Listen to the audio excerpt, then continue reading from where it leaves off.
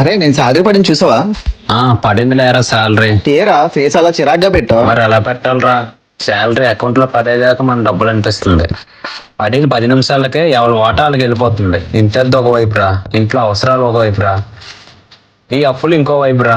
చివరిగా మన దగ్గర మిగిలేది ఈ కొన్న డబ్బులు మాత్రమే రా. పోనీ ఇదంతా చాలన్నట్టు ఈ మధ్యలో రాఖీ పండుగ ఒకటి. ప్రతి సంవత్సరం చెల్లికి ఏదో ఒకటి కొనాలి, చేతిలో కొంచెం డబ్బులు పెట్టాలంటే మన దగ్గర డబ్బులు ఉండాలి. ఏంట్రా మనలాంటి వాళ్ళ పరిస్థితి?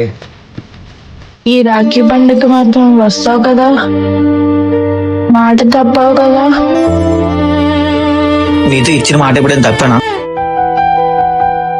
అవును, రాఖీ పండుగ అంటే గుర్తొచ్చింది, మా చెల్లికి ఏదైనా గిఫ్ట్ కొనాలిరా. ఓహో, ఇప్పటి నుంచో షాపింగ్ ప్లానా? ఏం కొంటావు? గాజులా, చోళీలా, లేదంటే బంగారం షాప్ ఖాళీ చేస్తావా? అంత పెద్దవేం కొనలేను కానీ తను చూసి సంతోషపడే ఒక చిన్న వస్తువైనా కొనాలిరా. నీకు మీ చెల్లి అంటే అంత ఇష్టం రా? ఇష్టం కదరా, అది నా బాధ్యత. చిన్నప్పటి నుంచి నాకు రాఖీ కడుతున్న ప్రతిసారి కూడా అన్నీ ఏమిస్తాడని ఎదురు చూస్తుంది. ఆ ఎదురు చూపుని నిరాశపరచకూడదురా. నాకు తెలిసిన ప్లేస్ ఒకటి ఉందిరా, పద. నేను కూడా మా చెల్లికి అక్కడే తీసుకుంటాను.